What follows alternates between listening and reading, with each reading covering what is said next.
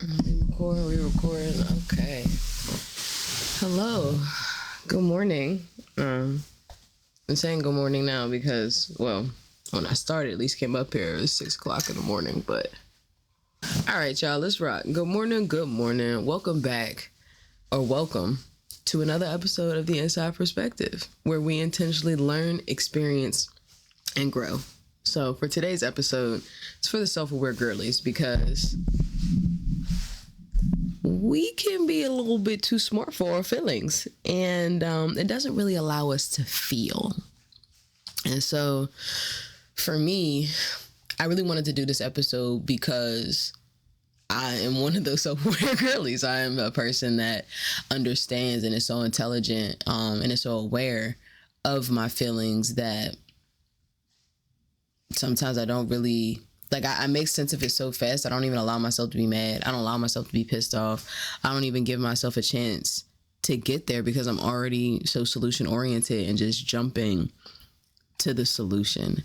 And so literally yesterday, because I was just so sick of feeling like I don't let myself feel. Like I can literally think about a situation that recently happened that has hurt me, and I'll just be like, they did that because of this and XYZ. So, and it's like, girl, no.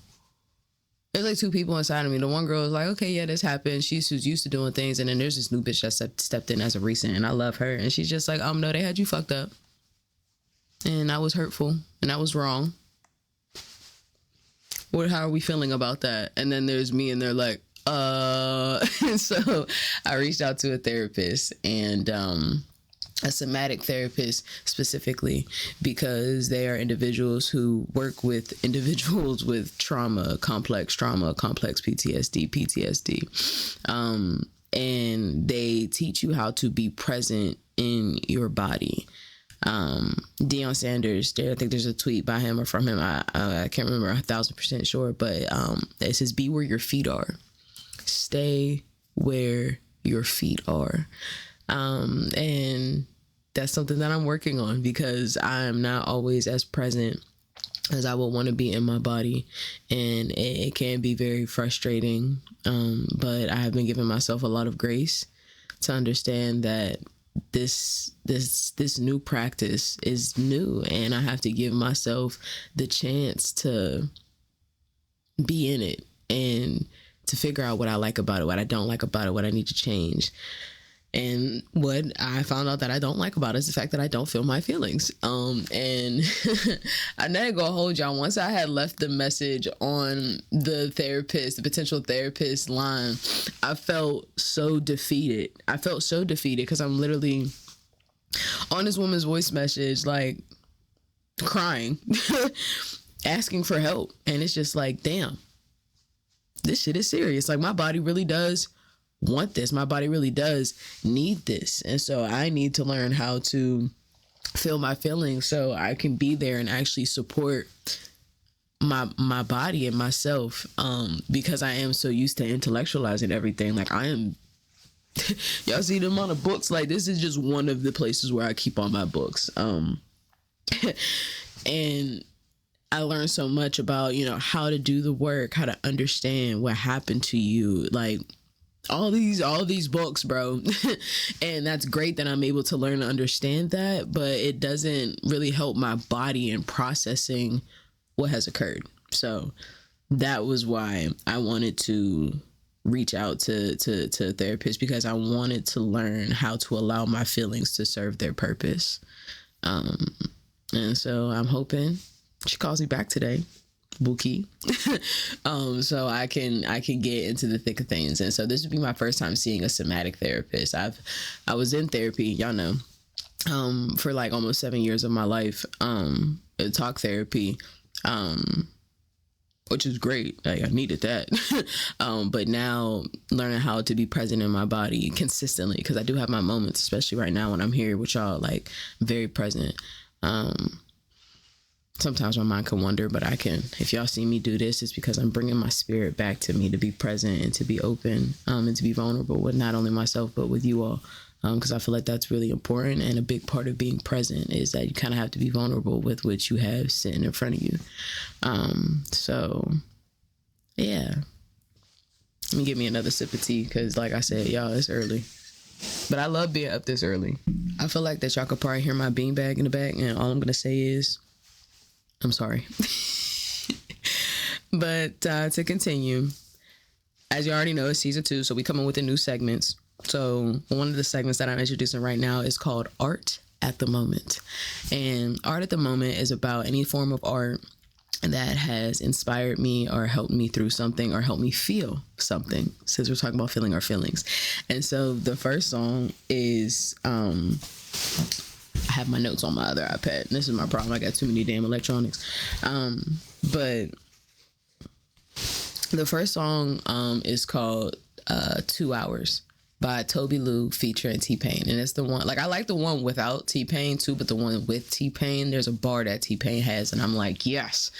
So to get into it, I really like this song because I like the beat. I like me a smooth beat, and I enjoy storytelling. And I felt like this man was going to tell me a story because he already started the song off with, I just spent 2 hours. I just spent 2 hours. And I'm like, 2 hours doing what, you know? And then whenever, you know, the bass and everything comes in, and he was like, you know, I just spent 2 hours crying. And I was like, oh. But then he was like, I just spent 2 hours crying, but how could you know that when all you see is me smiling like I work for Kodak? What, bro? What? And it really, really made me, like, it took me back to, like, so many different people that will always tell me, like, oh, your smile makes me feel good, or your smile makes me feel better, and this, that, and the third. And it just made me think about how complex life can be, because there were so many times where I felt like utter shit.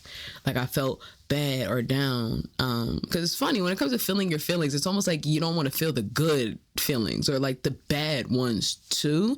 I don't know, because it's like I felt my feelings but didn't know what to do with them, so then I just really harnessed myself in gratitude. And so with gratitude came joy for me, but it didn't change the fact that I was still hurting inside, which is something that I'm literally learning now, like presently learning, like, yeah, I'm very good at what I do. It's almost like, I think they call it like functional freeze or like some type of something. I know I have high functioning depression and anxiety. That was clear. But I always used to think that if I was struggling, that meant like, if I was struggling to get my work done, then I was struggling to be present and to smile, that would be the huge indicator that something was wrong. But I was still able to walk around and smile, like, and be happy and be joyous. And I think because I got so caught up in that, I started to negate or even neglect the fact that I actually was sad. I was sad. I was like fighting every day with myself to discover myself. Like, I wanted to be more than just what I was experiencing. And it was hard. It was hard to really sit with that because everybody around me always made it seem like I had everything. Like, I had all the stuff. I had all the, but I'm like, a lot of this stuff was like material things. Like, I didn't feel like I had myself. I didn't feel like I trusted myself. So it's like, none of this shit, the iPad, the phones, the mics, the cameras, like, none of that matters if I don't even feel like I got me. You know what I mean? And then it's like, whenever you start throwing in the bullshit with other people, like, he has another bar, it's getting hard to hold back these tears. It got to a point that I didn't cry for almost 5.5 years, unless I was injured playing basketball. I didn't cry for 5 years. And at a certain point, it started to get hard to hold back these tears because they had nowhere else to go. I had built the wall up so high that it was like, girl, you gonna have to cry. And I'll never forget the one day I boo-hooed cried. It was like 6 years of crying just coming out at one point. I was like, oh, I hate this. I hate this. I hate this. I hate this. I hated it. I did not like it. It felt so wrong to cry. And I was like, dog, this is a natural human experience. Like, we have tear ducts. We are to cry. If you have tear ducts, you are to cry. And that's why I love this song so much, because I'm sitting there in my bag listening to this man. Like, I believe he's talking about a breakup. But even if individuals are talking about, like, in their songs, breakups with other people, I also see it like a breakup within myself. So I'm like, it's getting hard to hold back these tears because I'm not showing up for me. I'm showing up for how I expect others to perceive me. It's not for me. And it just started to really fucking hurt. And that's why T-Pain's bar hits not only just for me talking about myself, but then me also interacting with other individuals. Breakups I've had, interactions I've had with people. T-Pain hits us with the, I want some change I can actually see with my very own eyes. And I feel like we want that for ourselves. Like, we want to just start, working out twice at the gym and immediately see, a six pack. And that's just not going to happen. But then we also hold people so high to a standard that we want them to change so quickly. And we have to give grace and allow them time to walk into the new person that they want to be. But then there's also like the abuse of that. Someone that keeps telling you they're going to change, keeps telling you they're going to do something different, keeps telling you they're going to act a way different. And it's like, damn, I want to see that shit with my eyes. You keep talking to me about it, but I want to see it with my eyes. Of course, my battery dies before I even really get into it. I actually think there's something wrong with that battery specifically. And so hearing people making music like that really helps me feel less alone. Like, it really, and it really helps me to see that the emotions that I'm experiencing are not singular. It is not just a personal experience. Of course I'm having my personal experience, but people are also having this experience. Like, I want some change I can actually see with my very own eyes. I scream that. I scream it every time it comes on. I scream that part because it's so real. It's so real. I want some change that I can actually see with my very own eyes. Because it's like, I also want that for myself. Because what am I doing that's not allowing me to be successful? That's not allowing me to be my healthiest self. That's not allowing me to be my favorite self. I look myself in the mirror and say, I want some change I can actually see with my very own eyes. That's important. That is important. And so that's why I love music. I love music. And so the next song that I'm going to go into is called Deserve by Jay Howe. And the very first time I heard this song, I just went through a pretty big breakup. And saying or even telling this person that they didn't deserve my love, that they didn't deserve me, and then hearing this song,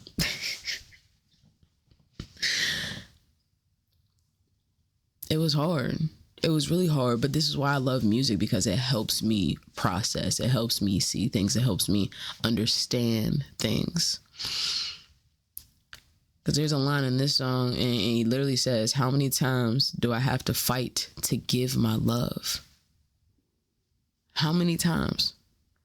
And why do I have to fight? I'm like, Jay, please.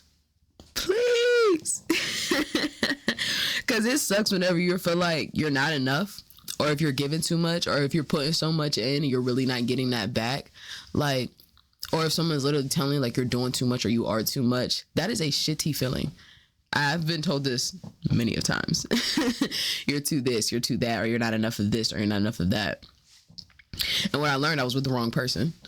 Ultimately, like, anybody who said that I'm too much just didn't have big enough hands or big enough of a brain. That had nothing to do with me.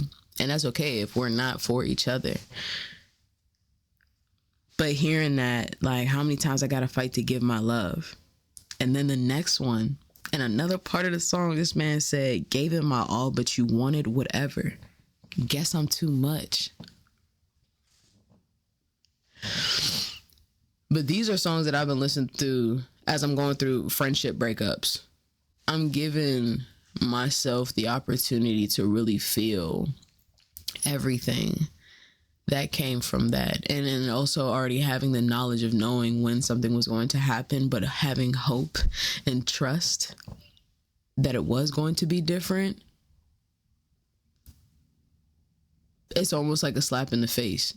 Like, I'm never going to make myself feel bad for not knowing something, but I am definitely going to hold myself accountable for whenever I knew something was going to happen and I didn't do anything.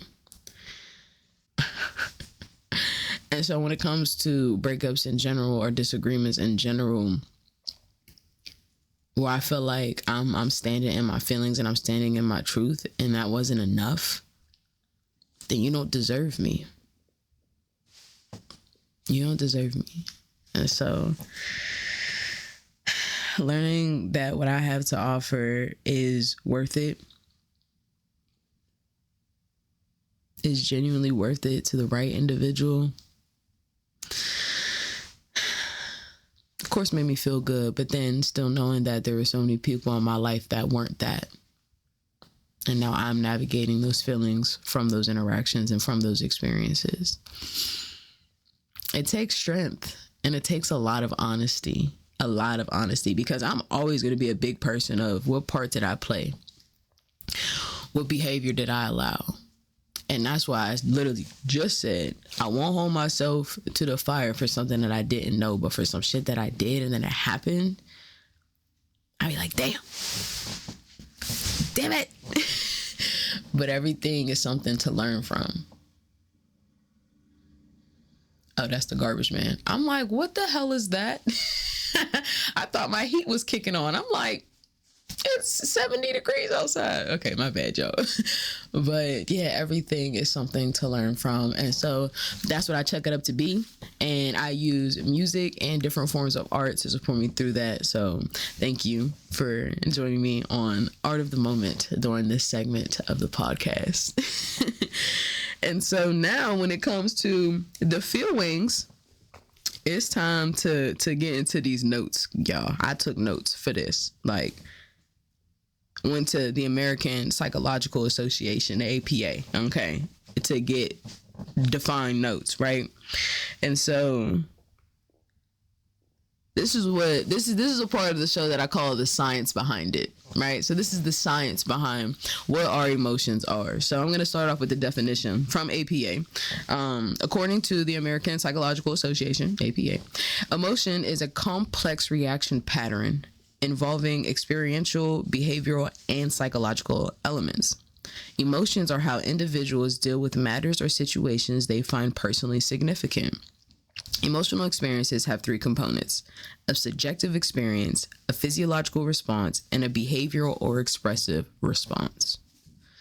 So my brain understood that as there's three parts of emotions: the subjective, the physiological response, and the behavioral response. So the subjective response is something happens and there's multiple ways to feel about it, right? So my brain, of course, came up with death. So a death happens. One person could be experiencing deep sorrow, sadness, while another person could be relieved. It's a subjective experience. One person feels one way, one person feels another. So that's one part of emotion. The second part, which I feel a lot of us pay attention to a lot, is the physiological response. So when something is happening in your body, like your heart rate goes up, your palms are sweaty, you're feeling tension in your body. This is a response from the autonomic nervous system. I always want to say autotomic. I don't know what that is, but it's a response from the autonomic nervous system, and is a reaction to the emotion that you're experiencing.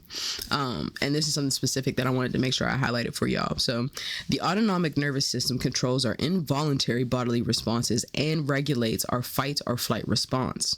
According to many psychologists, our physiological responses are likely how emotion helped us evolve and survive as humans throughout history. So I found that really interesting, because I always think about how fear can protect us, but it also can stop us for something if we're making up this level of fear in our mind. So jumping off of a cliff with nothing to have on you, no parachute, no nothing, no windsuit, it's just you and your body jumping off a cliff, your brain would let you know that that's scary and that is fear, and to not do that. Or if you did do it, somebody else seen you do it, they're gonna know that I'm not gonna do that because that's scary and that motherfucker died. So that's things that help us evolve as humans. So that physiological response. always think about whenever I used to play basketball, I used to be so fucking nervous all the time. Like, and that's what let me know when I got older that I genuinely had generalized anxiety. Because there's no reason why I'm about to start playing this game and I already done shit, pre-game shits. I already did that, had the shits. It's hard to breathe. My heart is racing. I'm already sweating and we're not even warming up.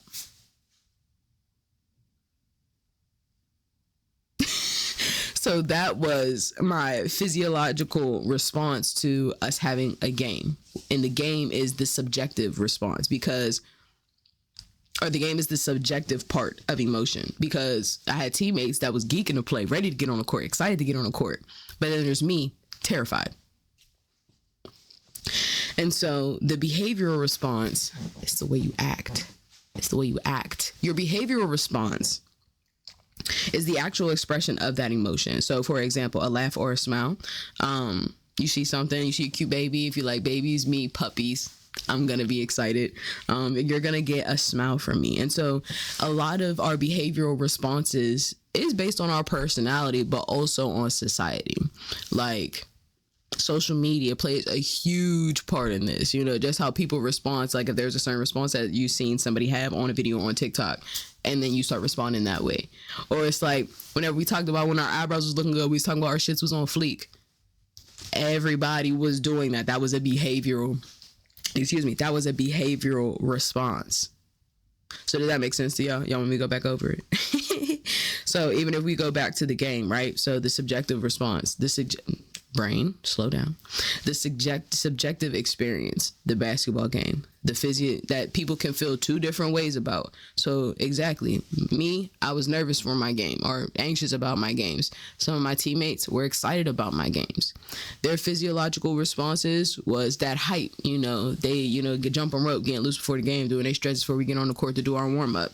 Me, I was trying to meditate to calm my fucking body down, because I was trying to get my body to understand that we weren't being attacked by a bear, that we were actually going to go have a fun game or a competitive game of basketball.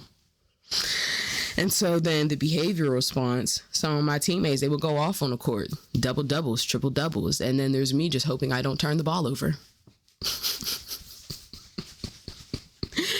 And so that is how we break down the three parts of emotion: subjective, the physiological response, and the behavioral response.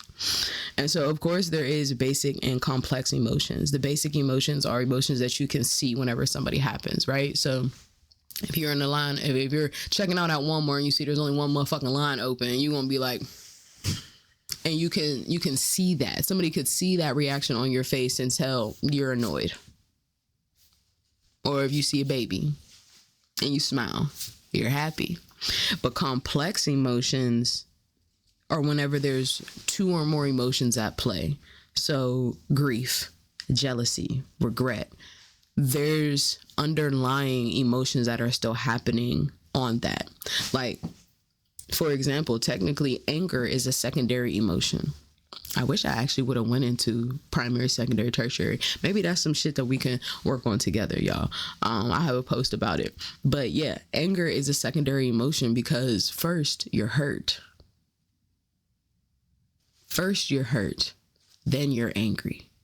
So that's it can be a very complex emotion. And so to continue the emotion talk, right? I want to get into the theories of emotion, because some of these people, I know it did not delete my shit. Hold on, y'all. Doobie-doobie-doo-wah. No color, but can I get color, please? Gracias. Gracias. It's like, no, I'm playing my Spanish speakers. I'm playing.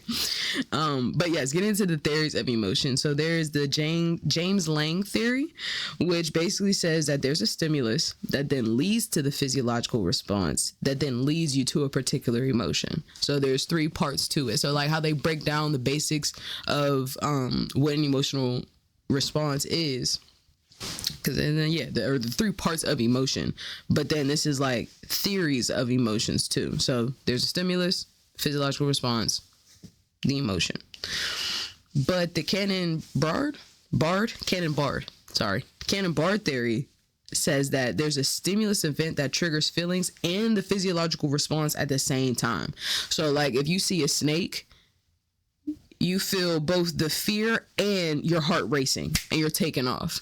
But the James Lange theory feels like, nope, it's a 3-step process. So I feel like I be going back and forth, right? And I feel like both of these theories are true, but it's situational, because there's times where I feel like people have you fucked up and then you realize they have you fucked up and then you react to the fact that they had you fucked up. Like it doesn't always happen, like, but then there's other times it's like somebody got you fucked up and then you're feeling the emotions of it and then you're also doing the physiological response of it. There's a back and forth about it a lot, and there's like several theories. I think probably at minimum 6, because there's also the cognitive appraisal theory that I wanted to get into, but I felt like it was a lot for me to understand in order to explain. And so I feel like if I can't explain it in simple terms, then I don't need to be talking about it yet. And so I'm gonna go with what I can verbalize. And so I do get the CBT, so that's Cannon-Bard theory. I just don't feel like saying that over and over. But I do feel like the CBT theory lands a lot more. But it was so interesting though, because when I was first doing my research for this, I was for JLT, the James Lange theory, because I'm like, yeah, it happens in a process. Like you can't have the physiological response without understanding, or you can't have the emotional response without understanding physiologically what's happening to your body. I feel like now, though, they definitely can happen at the same time, because I feel like our bodies and our brains are so amazing that they can do 2 things at once. Like, even though we can't multitask in our walking life, our body is absolutely capable of multitasking. Like, I'm literally thinking, breathing, and talking right now.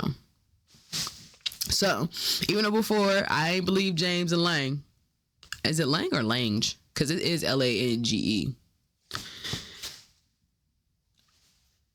I was feeling y'all, but now I'm like, no, I think that it's possible for it to happen twice or happen at the same time.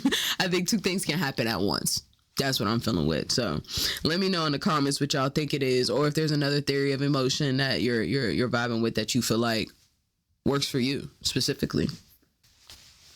So that's my perspective when it comes to the science behind it.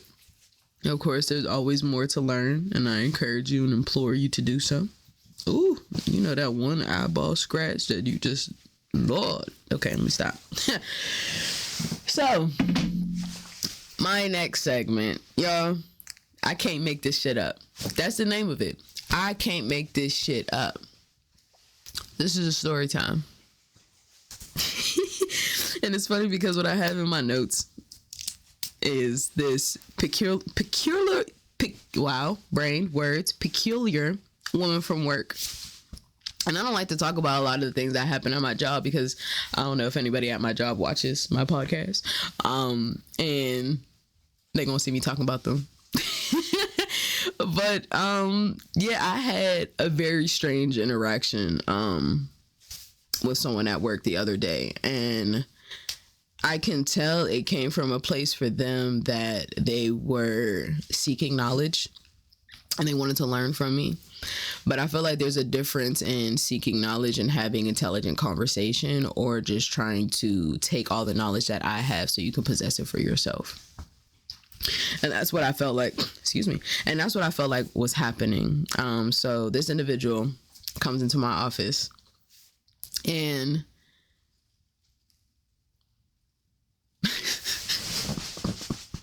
individual comes to my office, and at first they were inquiring about something job related, so completely cool. But then eventually it goes into them telling me about their age, and how whenever they were growing up, and how, or being in this office of diversity, you know, language is changing all the time. And so they go forward to tell me that, yeah, whenever they were growing up, you know, they didn't know African American, Black, and then said Negro, and looked me dead in my face and said Negro. And so I'm sitting there.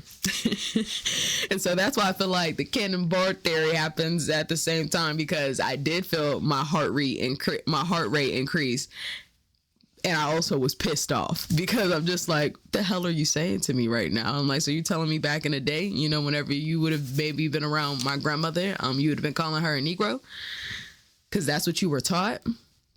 And so I go on to let her know that, you know, it's largely disrespectful, extremely ignorant, and then handed her a book. Because, one, it is not the responsibility of the oppressed to teach the oppressor. But I am open to having conversations. And so before I handed her the book, I asked her, you know, why are you sharing this with me? Why are we talking about this? And she was like, they were letting me know, like, I want to learn. I want to make sure that I'm not hurting anybody's feeling. I want to make sure that I'm not speaking out of turn and blah, blah, blah, blah. And so that's when I explained to her, like, a big part of working in this office is listening, hearing, being open to hearing different. Wow. That tea is making a bitch burp. Oh my lamb. Let me get this water. Hold on, y'all. And my nose is all funny. It's making the burp worse.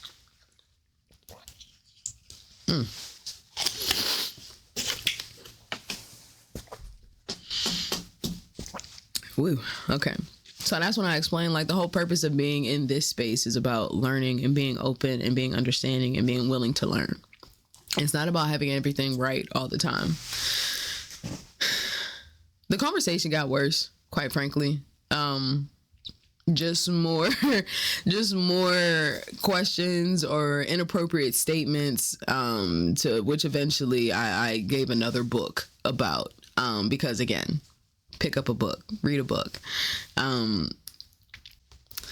But yeah, I can't make this shit up. This person came into my office and basically called me a Negro, a negress, if you will. And I was so thrown off. Because I'm like, how do I work in the Office of Diversity and literally being discriminated against right in front of me? Like, my supervisor's office is right there. I was like, you can't make this shit up. And then just goes on to talk about not knowing or not having access to their history and what's happening in the world and all this stuff. And I'm like, you do realize you're talking to somebody from the African diaspora.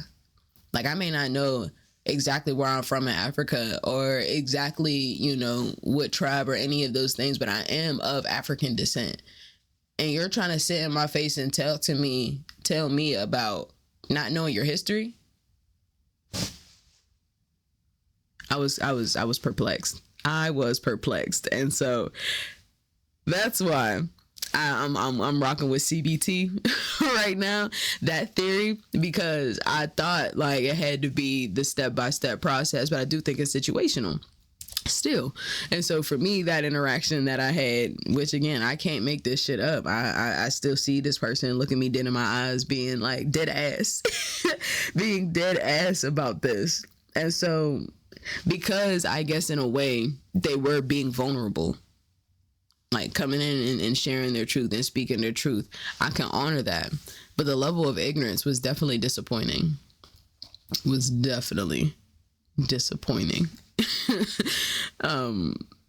I can't make this shit up. That person came right in my office and sat the fuck down and was like, yeah, so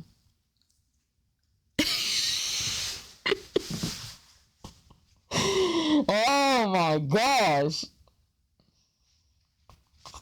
I was so thrown off. And I know my face does not lie. My face does not lie. And I feel like that's why they kind of started backpedaling or two-stepping through the rest of the conversation. Because I just was like... Because in my brain, I'm like, did you just call me a nigger? Did you come sit in my office and call me a nigger?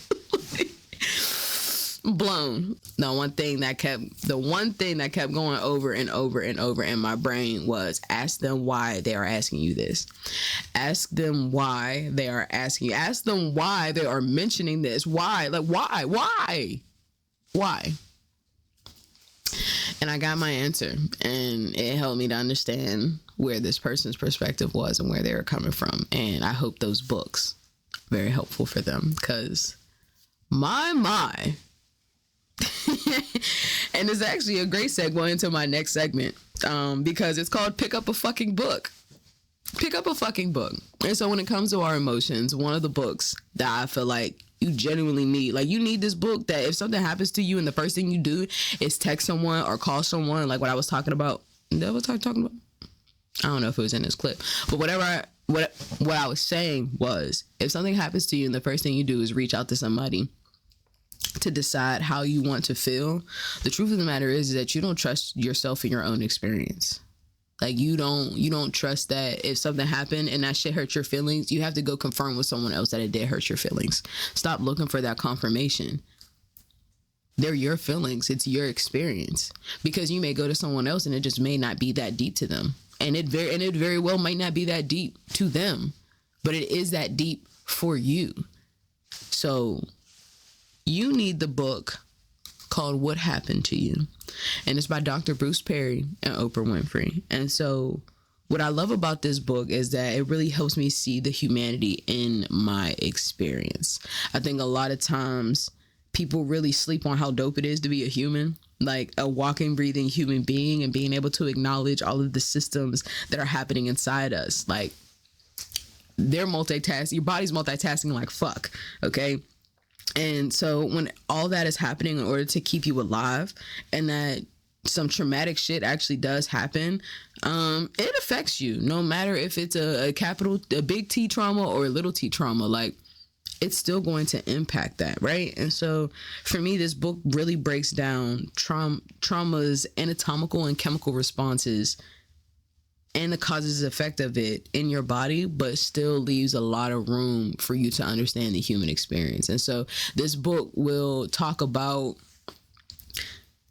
case studies, kind of, sort of, from Dr. Perry, because he's a PhD and a medical doctor, and I'm pretty sure his PhD was in like psychological counseling or trauma or something like that. But he talks about cases that he's had with certain people and what he's done in order to build trust or to gain trust, and what that looks like in the brain. Like even knowing that if you can't reach the full frontal lobe, like if you can't get to the frontal lobe of your brain, this is where all your decision making happens. This is where like your highest level of cognitive function can happen. But if you're so traumatized, or if you're not present enough, you literally lose parts of your brain. Like you lose access to parts of your brain. And so some of us, I feel like, are working from our brain stem, and the brain stem's only job is literally to keep you fucking alive. That's its only job. And so, well, there's several jobs it probably has, but for the most part, but if you're only making decisions based off survival, you want to get to where you're thriving. We want to get to this frontal lobe up here, especially when you turn 25, that shit busts open. I don't know why my brain wanting to say like a stripper on a pole, but I'm a rock with it. That shit busts open just like that. And that's what happened for me. But for so long, I was making decisions that were maybe a step or two up from my brainstem. I was in survival mode. And so this book really breaks that down. And so I feel like if you're one of those people that the first thing you do is try to run to someone for them to validate your feelings, to validate your experience, you need this book. And it is called What Happened to You. And I love the title of that book because a lot of times whenever we see people doing something wrong, or they don't have proper quote unquote behavior, we always say, what's wrong with them? What's wrong with you? What's wrong with you? What's wrong with you? What's wrong with them? It's the wrong question. What happened? What happened to you? And so I basically said a little bit of this today, but I want to make sure that, because I wrote it down, I put it in quotes for myself. And so I'm going to say it again.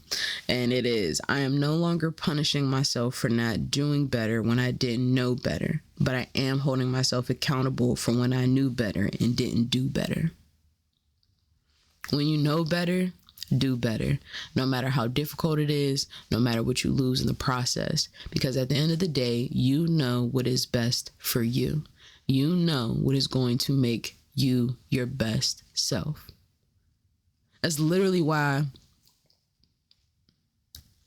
for my coaching business, the symbol is the owl, because it speaks to the intuitiveness, the intelligence, the calmness. And I also love owls because they hunt with their ears. They hear their prey. They can attack mice, mouse, whatever, under a foot of snow because they can hear them. And so whenever you slow down enough to really be present in your body and to hear everything, to be knowledgeable, you are built with everything you need to be successful. When you came out the womb, you were enough. And every day you are whole and complete. It is the choices that you make that make you feel empty. So when you know better, or if you even think there's an inkling of you knowing that this is something that you probably should not be participating in, whether that's a relationship, whether that's a job, whether that's activities you do for yourself, if you're drinking too much, if you're smoking too much, you know, but you don't trust yourself. Build the trust in yourself and feel your feelings. Feel your motherfucking feelings, because they're indicators. They're not finite. It's not like I throw this way up, standing 10 toes. Yes, you should, but understand that there's emotions that you can move through. There's emotions that you can grow through. Jealousy is an emotion that you can grow through.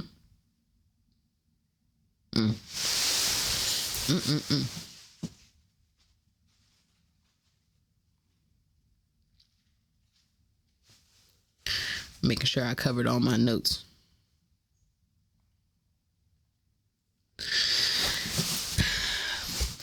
I did. So, with that being said, trust yourself, learn to trust yourself, feel your feelings, and honor your feelings. And with that, thank you for joining me on another episode of The Inside Perspective. Go stretch and drink some water. Your back look real tight and your hips is off.